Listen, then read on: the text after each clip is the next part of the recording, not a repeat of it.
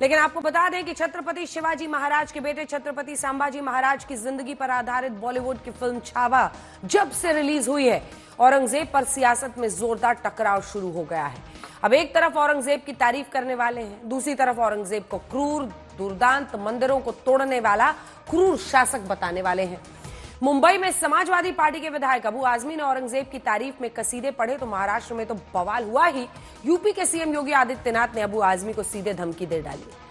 मुख्यमंत्री योगी आदित्यनाथ ने भरी विधानसभा में समाजवादी पार्टी से कहा कि अगर आप अबू आजमी पर कुछ नहीं कर सकते तो उन्हें एक बार यूपी भेज दो, हम इलाज कर देंगे। सीएम योगी की इस धमकी पर जवाब अबू आजमी ने भी दिया है। तो आइए देखते हैं औरंगजेब पर यह स्पेशल रिपोर्ट। महाराष्ट्र में छिड़ी औरंगजेब पर लड़ाई यूपी तक आई। अबू आजमी के औरंगजेब वाले बयान पर भड़क उठे सीएम योगी। सीएम योगी ने सीधे अबू आजमी को धमकी दे डाली। सीएम योगी बोले उसको एक बार यूपी भेज दो, उपचार हम कर देंगे। यूपी विधानसभा में सीएम योगी का कैसे औरंगजेब पर खून खौल उठा। यूपी के सीएम योगी के बारे में सिर्फ यूपी ही नहीं पूरा देश जानता है कि वो न सिर्फ हिंदुत्व की हार्ड लाइन लेते हैं बल्कि मुगल आक्रांताओं का नाम आते ही भड़क उठते हैं। मामला समाजवादी पार्टी का हो तो उनका गुस्सा ज्वालामुखी से भी तेज धड़कता है।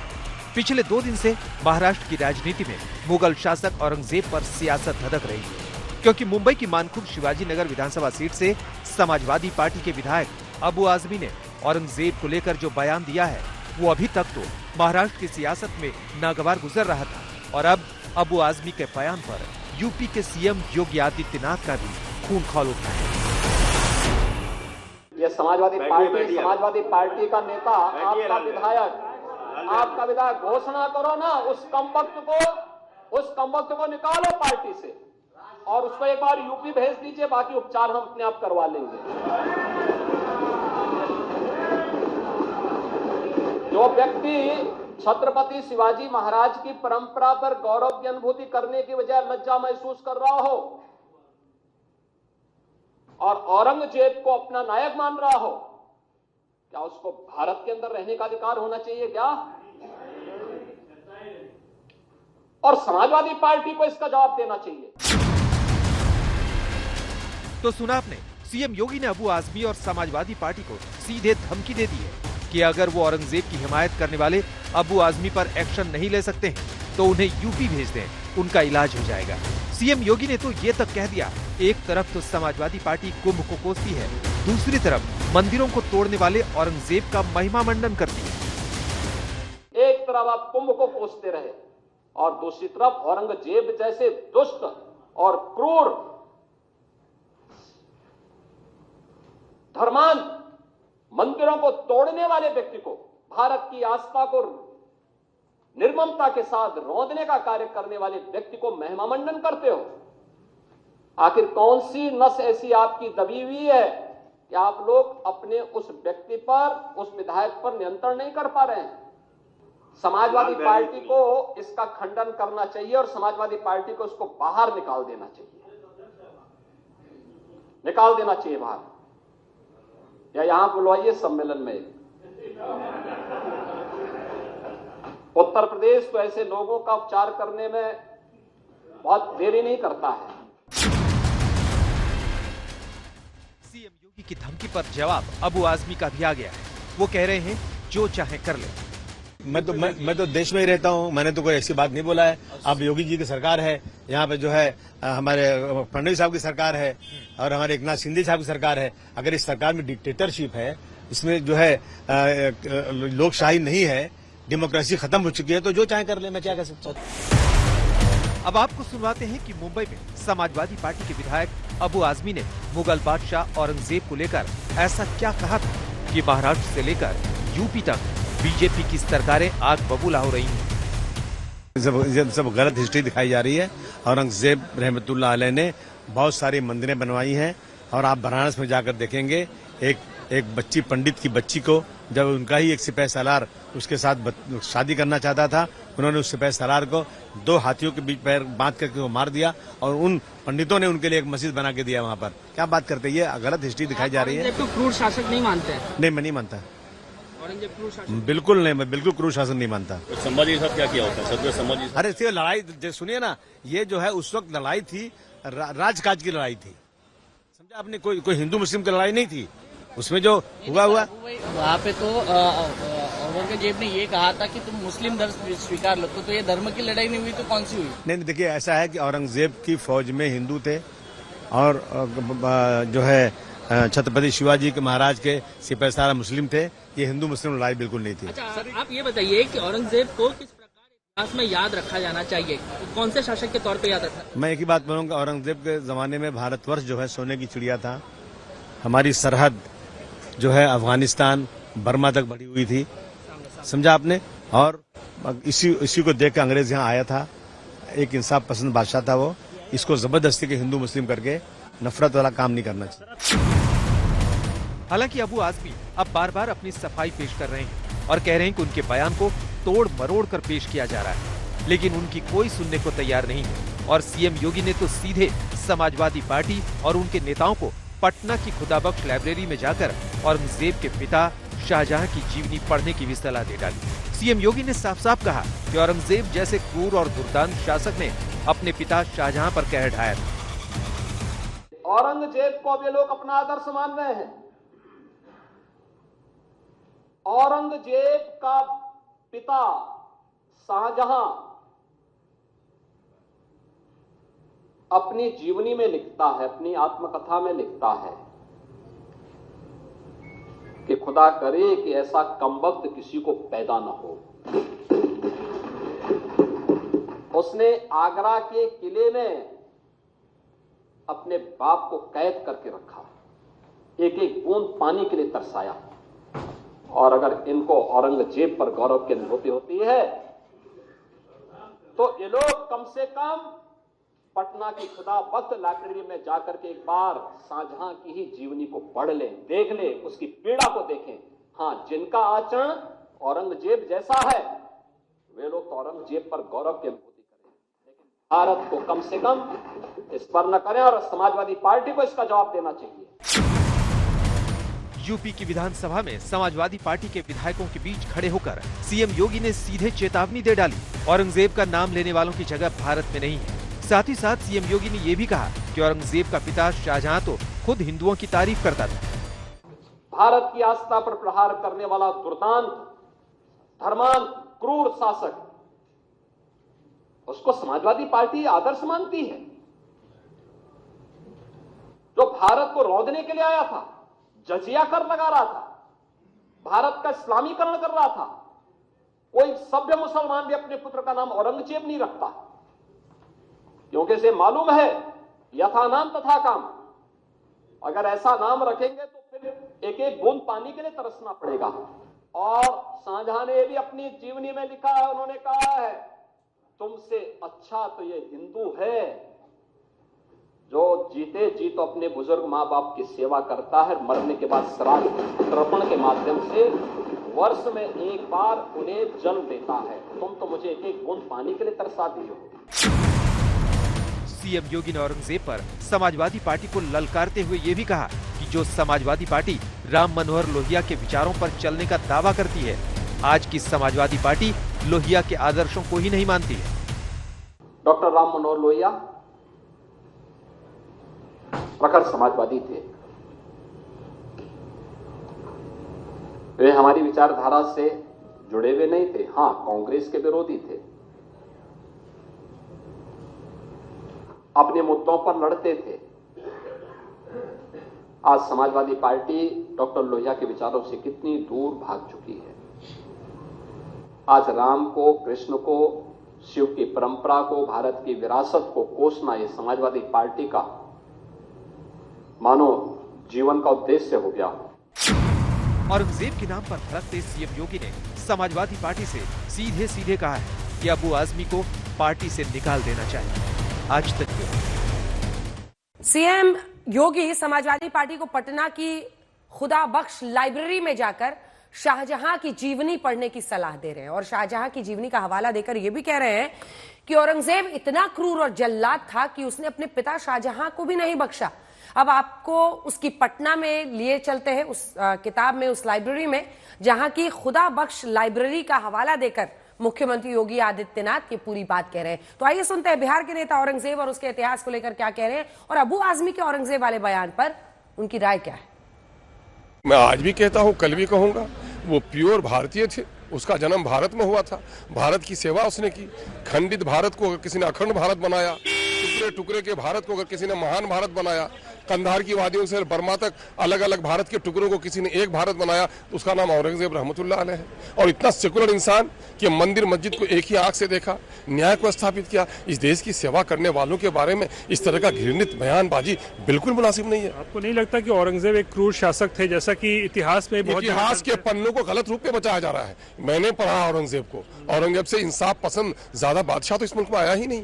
क्या आपने नहीं देखा कि जहां धर्म के सहारे बेटियों का चीर हरण हो रहा था, ऐसे लोगों पर उसने कार्रवाई की है। कभी मजहब को आंच आने नहीं दिया, बल्कि देश जनता के गाढ़े कमाई के पैसे को उनका बाप दुरुपयोग कर रहा था निर्माण के काम में, तो अपने बाप पर भी सख्ती बरती। लगता है कि औरंगजेब ने भी मंदिरों का निर्माण कराया, जैसे कि अबू आजमी कह रहे हैं। यकीनन मंदिरों का निर्माण कराया, मंदिरों को उसने बड़ी बड़ी जागीरें दी।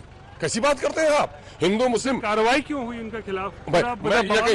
यकीनन है ये असंवैधानिक कार्रवाई है। मैं तो कहूंगा कि सुप्रीम कोर्ट को सो मोटो नोटिस लेना चाहिए कि भारत के पुराने शासक जिन लोगों ने इस देश की सेवा की है, उसके खिलाफ अगर इस तरह की कोई बयानबाजी करते हैं तो यकीनन है कि असहनीय है और उसके खिलाफ कार्रवाई, ऐसी सरकारों के खिलाफ कार्रवाई होनी चाहिए। आखिरी सवाल, देशद्रोही बता रहे हैं बीजेपी के कुछ विधायक ऐसे लोगों को जो औरंगजेब का समर्थन कर रहे हैं। ये जालिम लोग हैं, ये जालिम लोग हैं। अगर इनके अंदर ताकत है कि औरंगजेब को बेहतर कहने से अगर देशद्रोही कोई हो जाता है तो करके दिखाएं।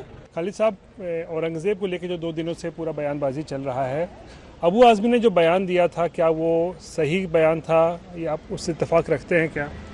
देखिए, अबू आसिम आजमी साहब वरिष्ठ नेता हैं और उन्होंने क्या बयान दिया मेरा उससे कोई लेना देना नहीं। मैं सिर्फ इतनी बात जानता हूं कि एक मुग़ल राजा थे औरंगजेब, जिनके बारे में हिस्टोरियंस की राय यह है कि वो अच्छे राजा थे। कुछ हिस्टोरियंस का कहना है कि नहीं, उन्होंने कुछ अत्याचार भी किया। तो ये एकेडमिक डिस्कशन है और एकेडमिक डिस्कशन के लिए पार्लियामेंट या असेंबली सही जगह नहीं है, उचित जगह नहीं है, न कोई पॉलिटिकल रैली उचित जगह है। मुनासिब बात यह कि एकेडमिक डिस्कशन एकेडमिक जगहों पे होनी चाहिए।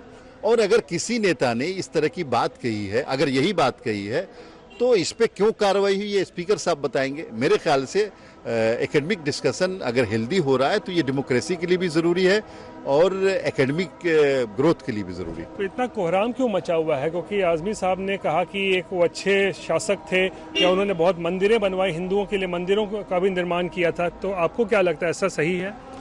देखिए, ये अबू आसिम आजमी साहब ने नहीं कहा, ये कई इतिहासकार हैं। चूंकि मैं भी एक इतिहास का छात्र रहा हूँ, कई बड़े इतिहासकार हैं जिन्होंने बाज़ाब्ता इस पे किताबें लिखी हैं, बुक्स आई हैं, और इस हिस्टोरिकल फैक्ट को एस्टेब्लिश करने की कोशिश हुई है कि औरंगज़ेब के बारे में जो कहा जाता है कि जालिम था, मंदिरों को तोड़ा, ये कि वो सही नहीं। और कई मंदिरों के डॉक्यूमेंट्स प्रस्तुत किए गए हैं।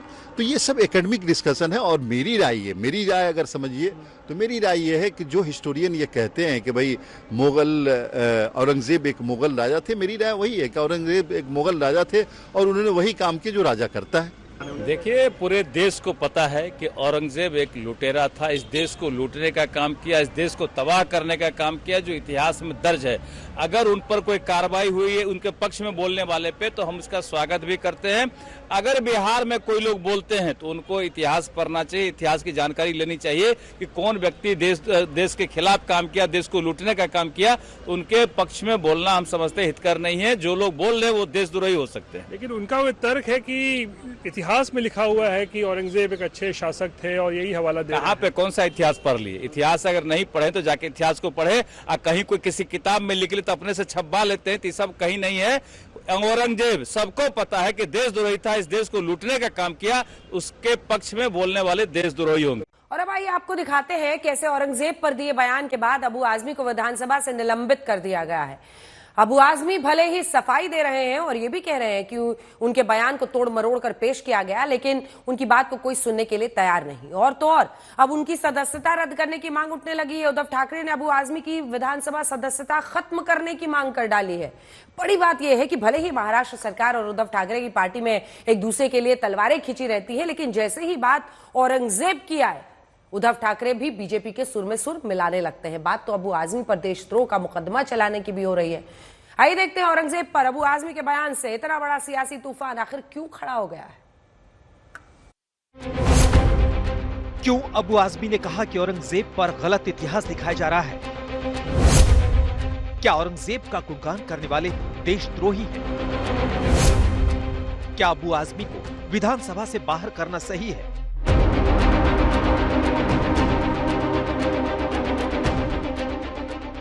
यह है महाराष्ट्र के संभाजीनगर में औरंगजेब की मजार।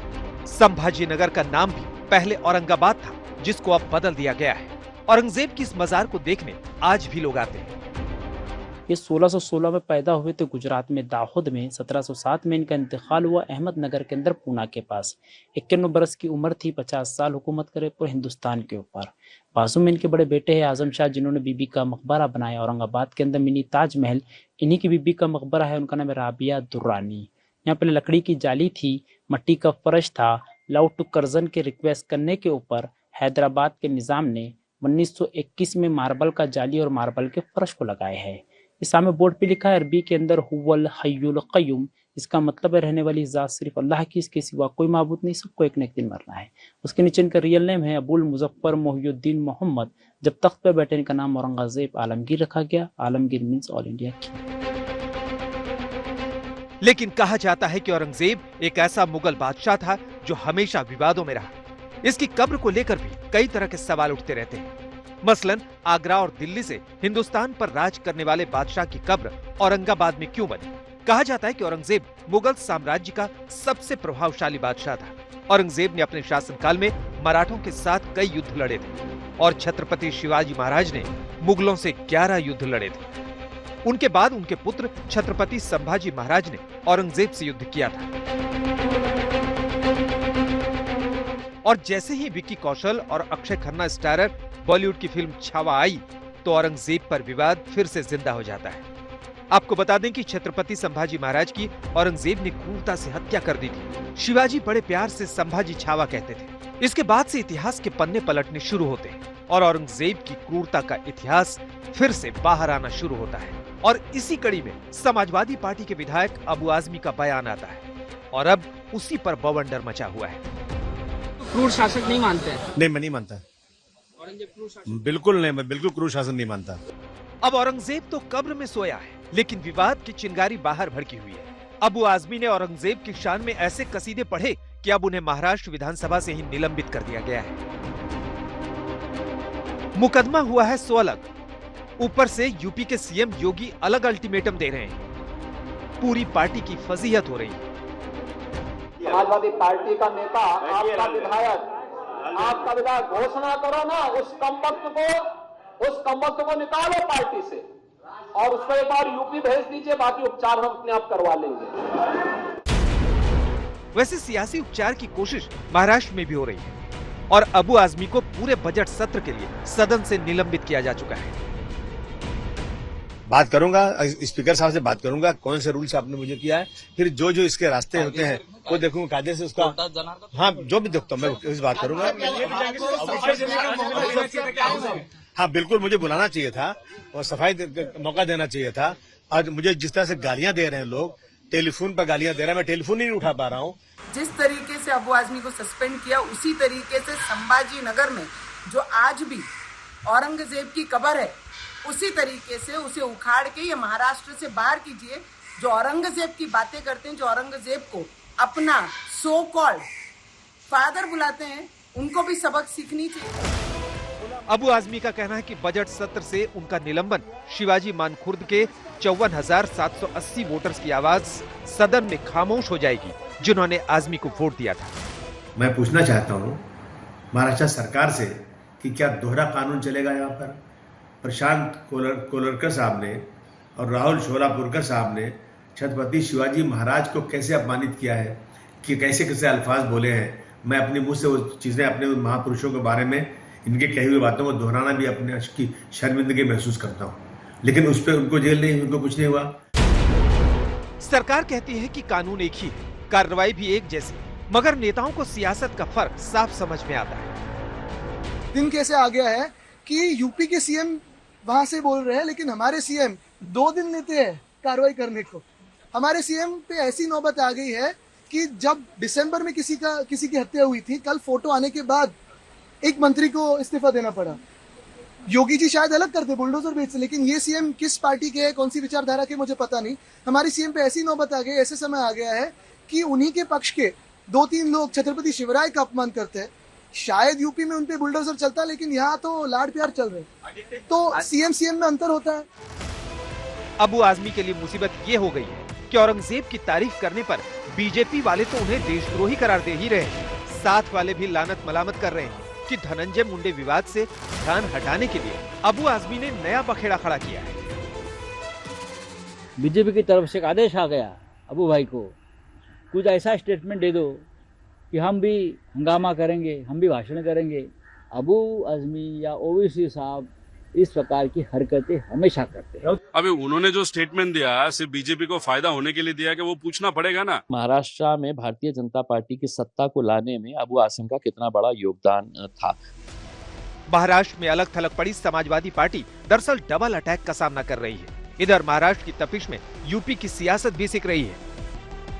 अखिलेश यादव सोशल मीडिया पर अभिव्यक्ति की आजादी से लेकर बेखौफ दानिशमंदी तक की बातें कर रहे हैं, आजाद ख्याली की पैरोकारी कर रहे हैं।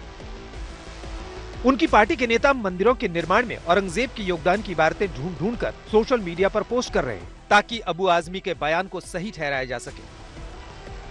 अबू आजमी को निलंबित किया गया है, परमानेंटली करना चाहिए। कितने दिन के लिए किया है? बजट सत्र का क्या मामला होता है? वो 2-3 हफ्ता चलेगा, सप्ताह चलेगा, लेकिन परमानेंटली उसको निलंबन करना चाहिए। अखिलेश जी ने आपत्ति जताई, नहीं उनको जताने दो। हम पूरे महाराष्ट्र ने उनके खिलाफ आपत्ति जताई है, और अगर वो चाहते तो वहां से उनका चुन कर लाए। लेकिन सियासत के हमले इतने तेज हैं कि समाजवादी पार्टी की सारी सफाइयां औरंगजेब के कारनामों के नक्कार खाने में तूती की आवाज बनकर रह गई। आज समाजवादी पार्टी डॉक्टर लोहिया के विचारों से कितनी दूर भाग चुकी है। दुर्भाग्य है कि इन्होंने आदर्श किसको माना है? औरंगजेब को। औरंगजेब का पिता अपनी जीवनी में लिखता है, अपनी आत्मकथा में लिखता है कि खुदा करे कि ऐसा कमबख्त किसी को पैदा न हो। भारत की आस्था पर प्रहार करने वाला दुर्दांत भारत का इस्लामीकरण कर रहा था। उधर महाराष्ट्र में अबू आजमी का मामला और बढ़ता दिख रहा है, क्योंकि बीजेपी अब अबू आजमी की विधानसभा सदस्यता यानी विधायकी ही रद्द करने के बारे में सोच विचार शुरू कर चुकी है। फिल्म के बहाने सोशल मीडिया से शुरू हुई चर्चा अबू आजमी के एक बयान से सियासत का मुद्दा बन चुकी है, और ये पहली बार नहीं है। हिंदुस्तान की मौजूद सियासत में मुगलों के जिक्र की रवायत अक्सर ही औरंगजेब को घसीट लाती है, चाहे वो दिल्ली हो, महाराष्ट्र हो या फिर उत्तर प्रदेश। औरंगजेब को अपने लोग अपना आदर्श मान रहे हैं। आज तक